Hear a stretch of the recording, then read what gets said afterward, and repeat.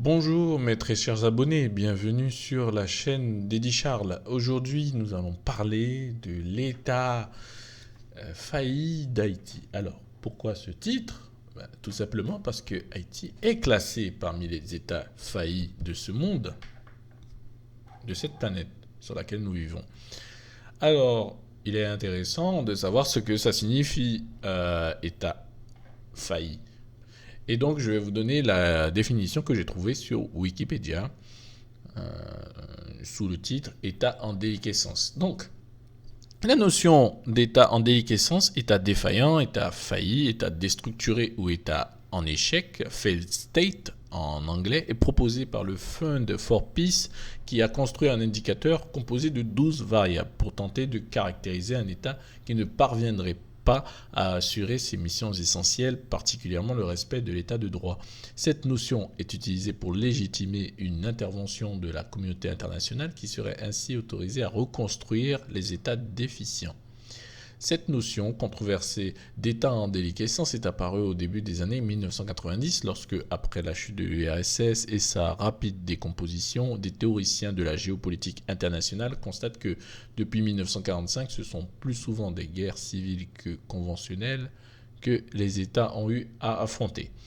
D'abord appliqué à l'exemple somalien, le concept d'État failli ou en déliquescence s'est rapidement étendu aux zones de crise humanitaire intense, Haïti, Libéria, Rwanda, puis aux anciennes républiques soviétiques n'exerçant plus de contrôle sur des parties significatives de leur territoire, Géorgie, Moldavie. La définition générale. Un État en échec a perdu le monopole de la puissance légitime sur son territoire. Cependant, cette définition au sens strict pourrait désigner la situation des 2 tiers des États. La désignation d'un État comme déliquescent n'est pas neutre et porte une certaine conception politique. Les auteurs s'accordent cependant sur un certain nombre de paramètres. C'est plus l'interprétation de leur poids relatif qui est matière à débat. Un État en déliquescence est confronté à des problèmes qui compromettent sa cohérence et sa pérennité. Des indicateurs probants sont un gouvernement central si faible ou inefficace qu'il n'exerce qu'un contrôle marginal sur son territoire. Le niveau de contrôle attendu pour déterminer le niveau de déliquescence varie selon les auteurs. La légitimité du gouvernement à prendre certaines décisions est contestée.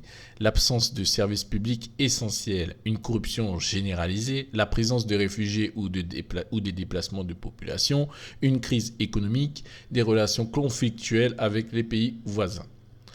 L'État peut avoir des difficultés à affirmer le monopole de la violence légitime. Allez voir Max Weber. Par exemple, lorsque lui-même ou certains de ses éléments soutiennent des milices, ou lorsque l'inefficacité de l'administration, du système judiciaire, la présence d'une économie informelle, le marché noir, étendue et d'interférence de l'armée dans la politique nationale permettent, même en l'absence d'une rébellion armée constituée, de douter de la capacité de l'État à s'imposer dans une compétition pour le pouvoir avec certains acteurs locaux. Un État en déliquescence peut cependant assurer certaines de ses fonctions étatiques. À l'opposé, un État est reconnu capable d'assurer sa propre pérennité quand il peut exercer le monopole de la violence légitime à l'intérieur de ses frontières. C'est le cas de la France, par exemple. Donc, Failed State Index, c'est en 2005 que le think tank américain Fund for Peace et le magazine Foreign Policy, fondé par Samuel Huntington, commencent à publier un indicateur annuel, The Failed States Index, liste des États en déliquescence, liste des États faillis, qui ne comprend que les pays membres des Nations Unies. Plusieurs territoires sont donc exclus comme Taïwan, la Palestine, Chypre du Nord, le Kosovo, le Sahara occidental. Donc cet indicateur est établi sur la base de 12 variables. Pour chacune, une valeur de 1 à 10 est attribuée, 0 le plus faible, plus stable, 0 correspondant à un pays étant stable. Donc le taux de ces 12 indicateurs se situe entre 0 et 120.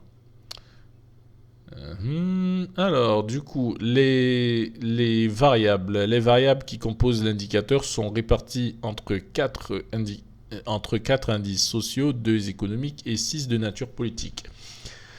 Cet indicateur n'a pas vocation à prévoir des éruptions de violence ou un effondrement, mais la vulnérabilité d'un pays face à un conflit. Tous les pays listés en jaune, orange ou rouge représentent certains. Donc là, il faut voir à regarder sur Wikipédia, hein, comme je vous l'ai dit.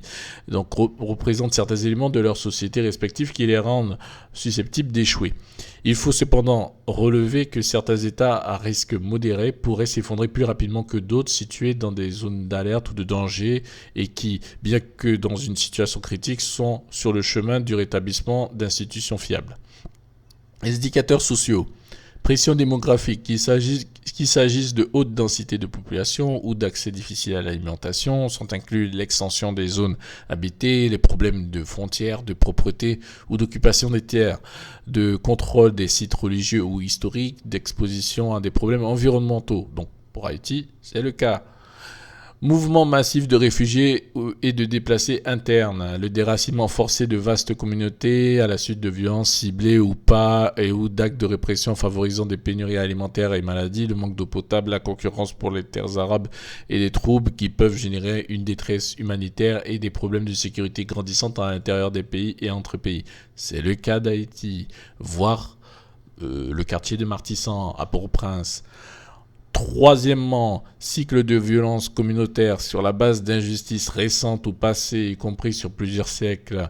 Cet indicateur inclut les crimes restés impunis contre des communautés ou groupes, institutionnalisation de l'exclusion politique, l'ostracisme en direction de groupes accusés d'accaparer richesse et pouvoir. Check pour Haïti. Oui, dans une certaine mesure, check pour Haïti. Quatrièmement, émigration chronique et soutenue, qu'il s'agisse de fuite des cerveaux ou d'émigration de dissidents politiques ou de représentants des classes moyennes. C'est le cas pour Haïti, il y a plus de classes moyennes depuis bien longtemps.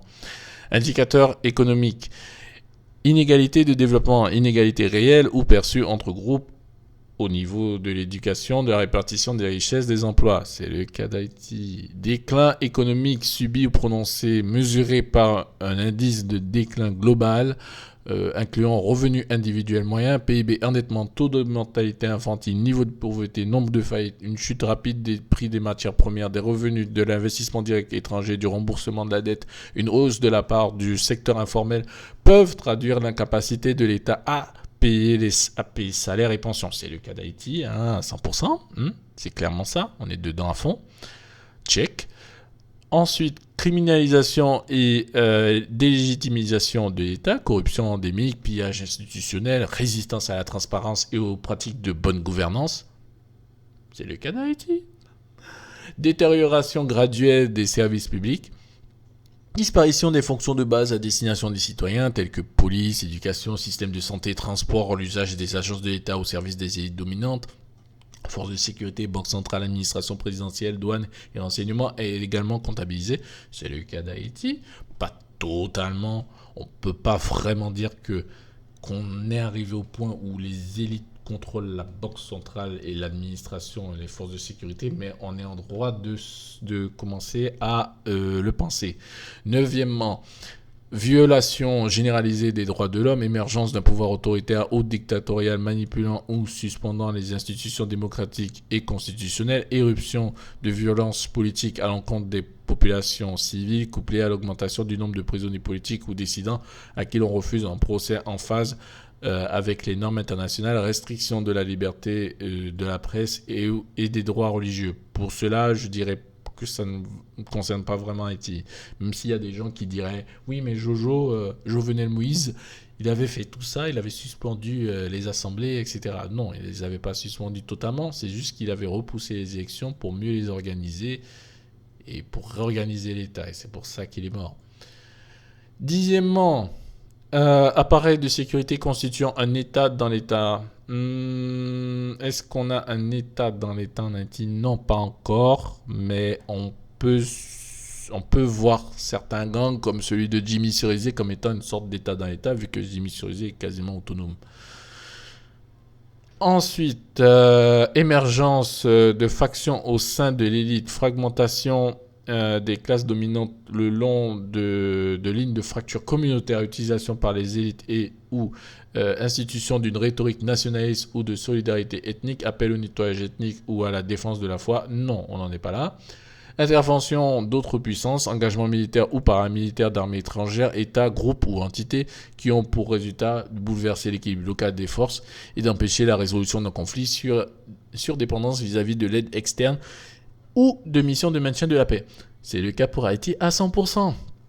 Alors, du coup, on va revenir au classement, hein, mais juste avant, information très intéressante, Haïti est classé 12e en 2018 sur l'index des pays fragiles, avec un score de 102.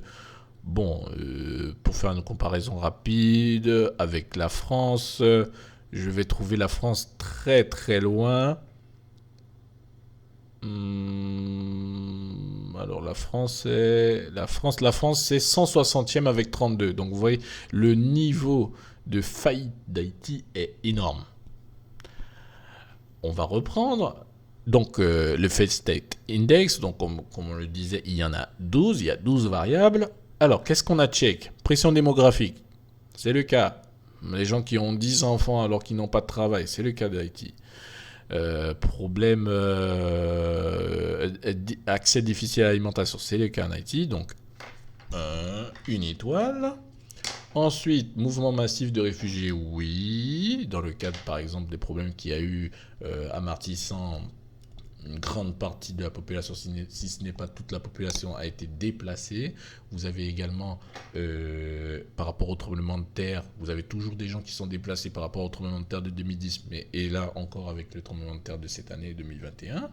Donc, check. Ensuite, cycle de violence communautaire sur la base d'injustices récentes ou passées.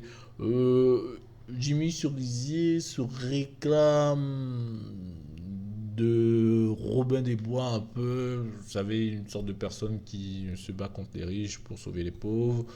On pourrait dire qu'on est un peu dans ça, mais c'est pas vraiment ça. On peut le check quand même. Ensuite, émigration chronique et soutenue. En Haïti, on check ça à 100%, à fond.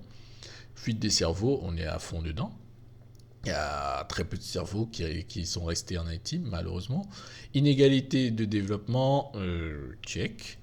Déclin économique subi ou prononcé, très très prononcé dans le cas d'Haïti. Criminalisation et délégitimisation de l'État, à fond, très grosse étoile. Détérioration graduelle des services publics. Le service public, c'est très important qu'il y ait un bon service public dans un État, puisque un État qui est non seulement délégitimisé, mais en plus qui est détérioré, c'est un État qui ne donne pas envie qu'on s'y investisse, que ce soit la population, que ce soit la population à l'étranger, que ce soit les investisseurs ou les autres États. Les autres États n'ont pas envie de signer de contrat avec un État qui vaut rien. Qui vaut peu de choses en tout cas.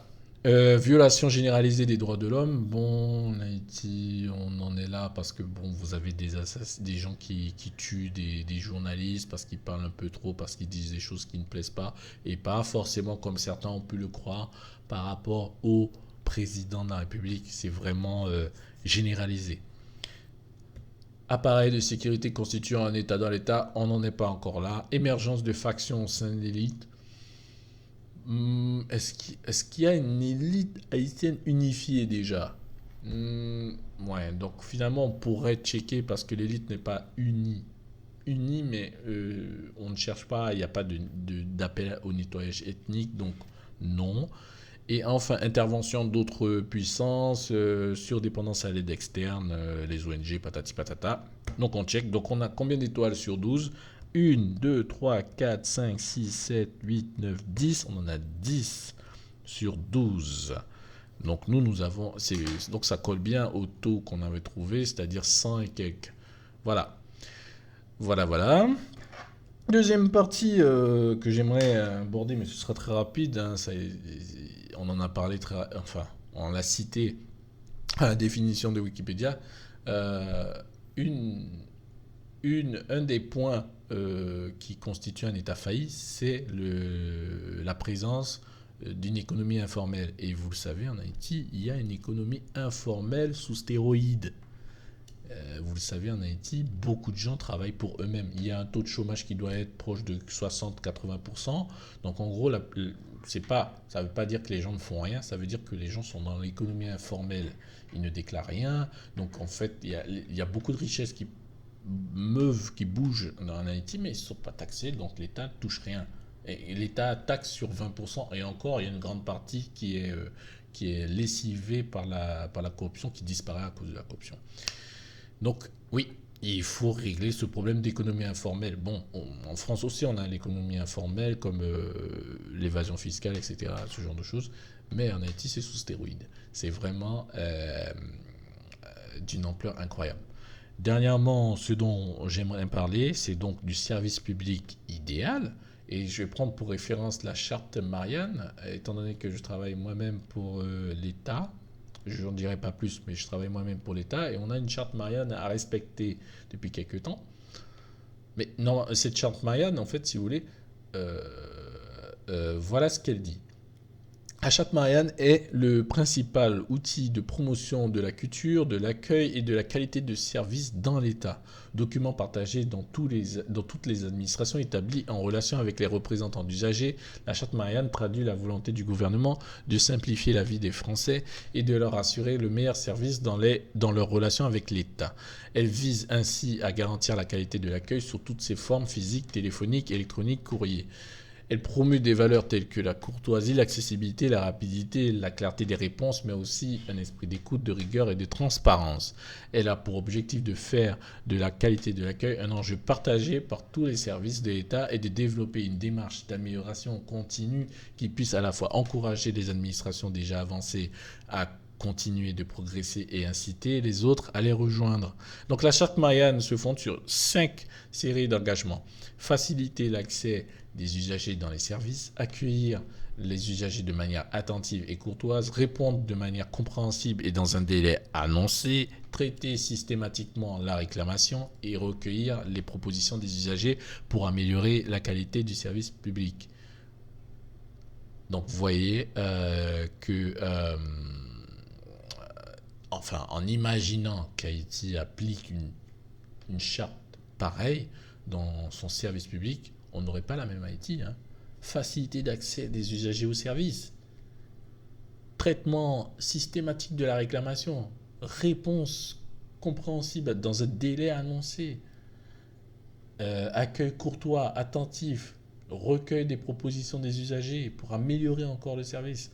Bon, voilà. Donc en gros, aujourd'hui, j'avais souhaité vous parler dans cette vidéo de la valeur finalement de l'État en passant par... Voilà, j'ai fait une petite pirouette, hein, je vous ai parlé je vous ai donné la définition d'un État failli parce que Haïti c'est un État failli et avec la charte Marianne, j'essaie de vous donner une piste parmi tant d'autres d'un État qui fonctionnerait et qui arriverait à remédier à tous les défauts qu'on a cités auparavant à savoir les variables qui font d'un État un État failli. Si Haïti avait un État fort, correct, efficace, transparent, rapide, courtois et aussi, si vous voulez, à l'écoute, on aurait un autre pays. C'est aussi simple que ça. Donc, la résurgence d'Haïti, la renaissance d'Haïti, ça passe par la renaissance de l'État, qui a été détruit, je le rappelle, en 1994 par un certain... je ne vais pas dire son nom, parce qu'il y a beaucoup de gens qui aiment ce monsieur, mais lui et son ami, hein, comment il s'appelle encore, Garcia, voilà, pour ne dire que ça. Ces deux chefs d'État, ces deux hommes d'État ont démantelé l'État d'Haïti, ils ont privatisé les entreprises d'État, ils ont diminué les barrières douanières, ils ont fait exploser, ils ont laissé se développer la contrebande, ils ont désengagé l'État de tout ce qui est sécurité, ils ont diminué les effectifs de l'État, ils ont, pour ainsi dire, arrêté de payer les salaires dans beaucoup de secteurs du service public, de l'État. Donc en gros, ils ont aussi recruté et mis en place à tous les niveaux des gens médiocres, des gens qui ne savent pas lire, pas écrire, et donc on ne peut pas s'étonner de la position de l'État d'Haïti aujourd'hui. Quand vous voyez l'État d'Haïti, c'est à cause de l'État avec un grand E d'Haïti qui n'a qui ne peut pas changer les choses. Voilà. Haïti est un pays failli. Maintenant, on sait, on connaît les raisons de nos malheurs.